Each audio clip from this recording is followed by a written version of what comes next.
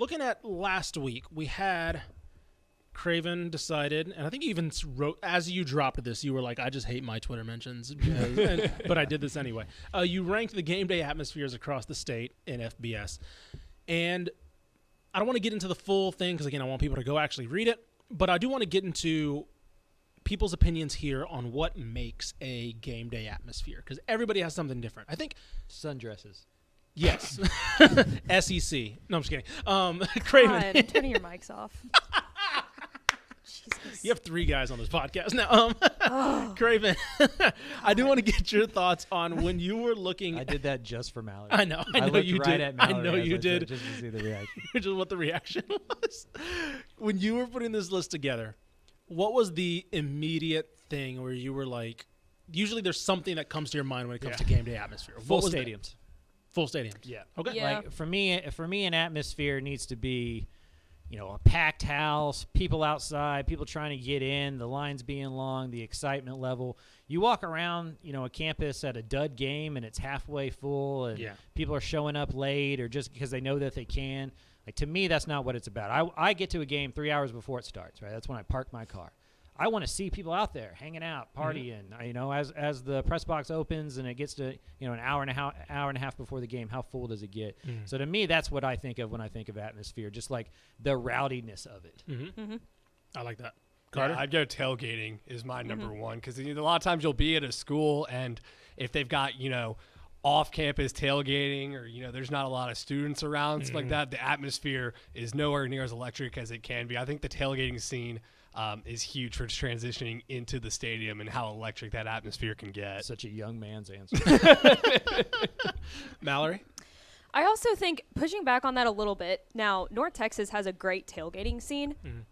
No one goes to the games. Right. No one's involved. Hey, that So- sounds familiar for me. Ish has a situation close to that. Correct, exactly. So I think that fan involvement, yes, to your point, I think a full stadium is definitely important to like the game day experience, but I think like fan involvement as well. Like if you look at Texas A&M, everybody's involved in the game. Not only do they have packed stands, week in and week out at every home game, all of their fans are just involved in the game. They're standing up, they're rooting, but you just don't see that at every single state. Like in El Paso, I think even when we went into El Paso and we watched UNT and UTEP week 0, that was a full stadium, right? Yeah.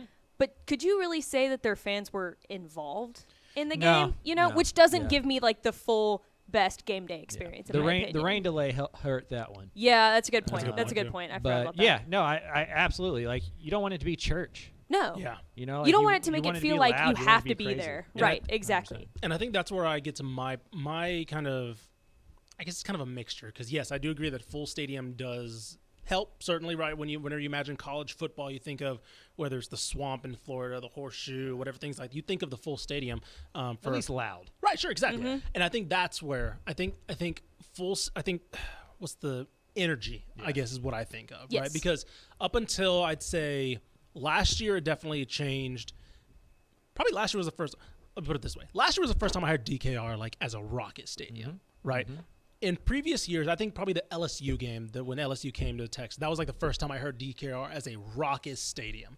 That was kind of the notorious, and Craven, you know this growing up, it was kind of the notorious, like, that's the quietest 80,000 seat stadium you're going to be around. There's right? a reason when Mac Brown got there, he did the whole show up early, stay late, Right. be loud thing. 'Cause Like that wasn't on accident. It used to be a joke, It was right? like It the used- Lakers or the Heat. Right, it used to be a joke where it was like, yeah, people would show up, it'll be cool, you'll do the chant. Wine then, and like, cheese. Right, exactly. And now that's changing at Texas, but like I guess that's where I think Texas is definitely one of the top in the state now. If you would have made this maybe 10 years ago, right? Maybe not, right? Maybe it's not top 3, right? Now they definitely changed. The energy's changed. They have done a good job of making the brand of football exciting. The game day atmosphere is great there. Bevo Boulevard. Right, all that that's kind of thing. So it's CDC's done a great job of like making a concert beforehand. All these crazy things happening. So I think energy, because I don't think it's a coincidence that A&M and Texas Tech, in my opinion, are the 2 programs that I think of when I think of game day atmosphere. I I don't agree. think it's a coincidence that it's the non-metro schools. Right, because you can make a joke about, well, Lubbock's in the middle of nowhere, College Station's in the middle of nowhere. Yeah, but that means people are going to the game. It's like that means, guess what? Guess what there is to do on the weekends? Go to A&M, go to Texas Tech, right? And so there is kind of a, people call it, but they're cult fanatics. It's like, Guess what? that's sport. that's their religion, and that becomes a cult sport. And you go to Kyle Field, and everybody's doing that damn dance, and you go to Tech, and everybody's throwing tortillas, and it's like there is a different energy when you're not thinking about halftime. You know, like, oh, what's going on 6th Street? What's going on at the Square, or where Tech State and UNT? You're thinking about, well, I got nothing better to do. I'm going to stay here the whole damn time. Anytime your fan base has their own moniker and name, like, it's going to be a wild atmosphere. Sure, yeah. Like The Texas 12th A&M. man. You're just like, Jesus. Like, I've been to one Texas A&M game as a fan, and like you leave and you're like, that's not happening anywhere else. Yeah. Like you're just like, that cannot happen anywhere else. Like not even like. You can look at Alabama. You can look at it. There's something different about that where you're just like, there's no way this could happen anywhere else in the country. I remember. So for people who don't know, my grandfather worked for the University of Texas football team for 50 years, right, in the Hall of Honor. My dad played tight end at Texas in the 80s. I remember going to my first Texas A&M game at College Station and getting in trouble because I was like, this is cool. Yeah. Like this isn't what it is in Austin. Like, Yeah. It's an hour before the game because we would show up like I was a dork. So I'd watch the field goal kickers warm up and stuff. Like I was so into football that, and like at Texas, nobody else would be there. Sure. Like they'd still be at Schultz's, hanging out if they even came into the stand. Back when I was a kid, you could walk up to DKR and buy a ticket there. Yeah. You go to Kyle Field and there was no chance. Yeah.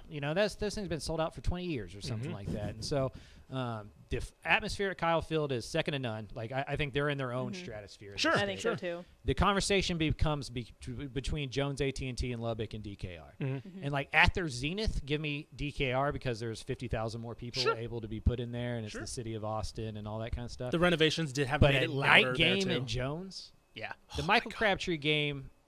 We may talk about what our best atmosphere is. Maybe this will lead into that conversation. What's the best atmosphere you've ever witnessed?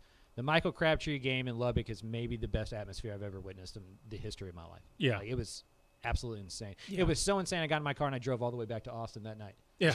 Like I was. You were supposed just to amped I was up. supposed to stay there with friends and stuff like that. I was like, oh, if I stay, there's gonna be a fight. Right. You know Right. what I Yeah. mean? Yeah. Like, there's gonna fires are gonna happen. Like this thing is about to get crazy. I was on probation, so I was like, I'm out. Of here. Right. I'm getting out of here. Yeah. You know what I mean? Like I don't know any lawyers in Lubbock, so Yeah.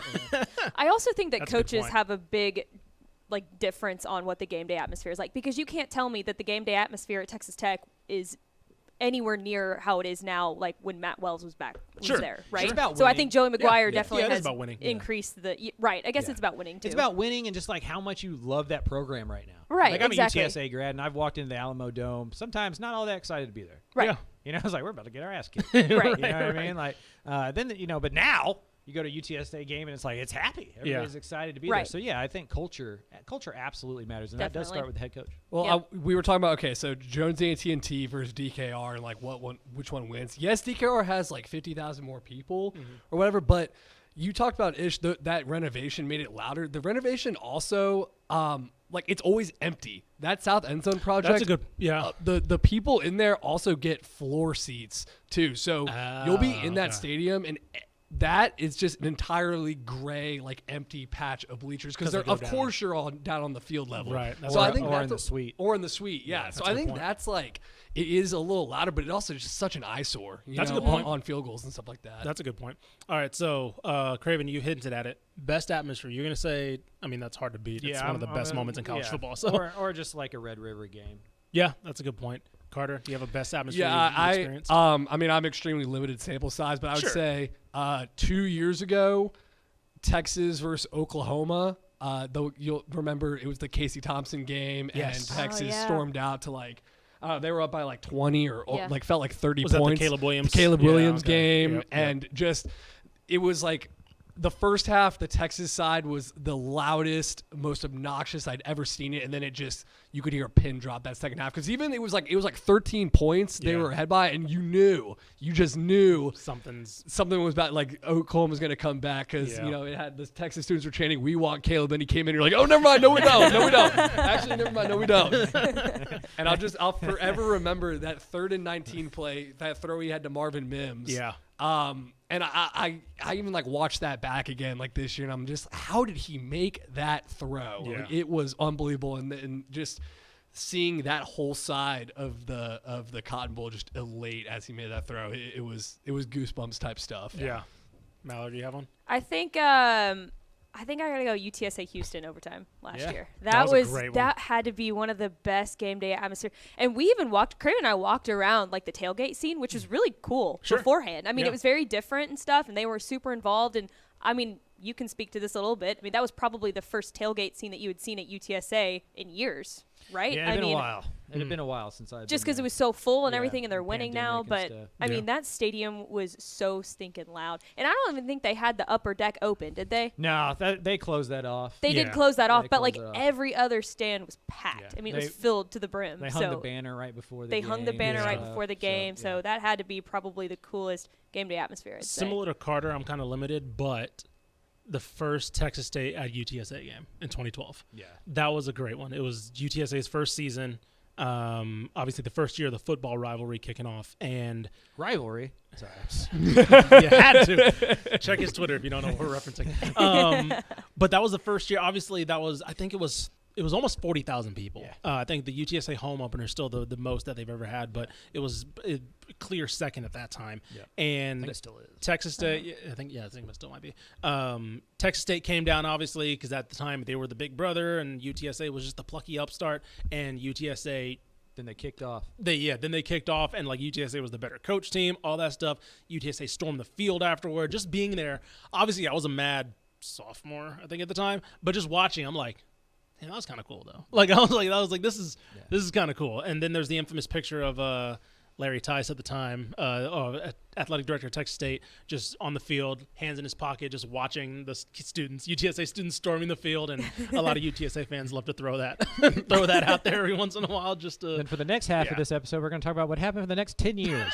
And so that was a precursor to what was to come. So yeah, for me that was definitely it. So. Yeah, there we go. Game day experiences. I will say this for Yeah. game day experiences before we move on. What's Get up? to the Texas State High School Championships. Oh, hell yes. Yeah. Hell yes. Especially a Saturday on Sa- a year yeah. where it goes Division 1 last. Yes. And you just watch that. You get there early in the morning for the 5A Division 2. 100%. And then just watch it build. Or hell, I'll say it. yeah. I'm not gonna lie. Yeah, I was gonna. There's a couple on day 2 that might rival a couple of colleges here. Oh yeah, Ooh, yeah. I yeah. mean- yeah. 100%. That's especially games. I just FBS to watch yeah, 60,000 people show up for a high school football game though. Yeah. Yeah. It's just- right. It's incredible. It's absurd. Yeah, Yeah. it is absolutely beautiful, honestly. That's why they need an MC to get the crowd hyped up. There you go. Anyway, there's a self plug for Mallory. Pickle. Mallory,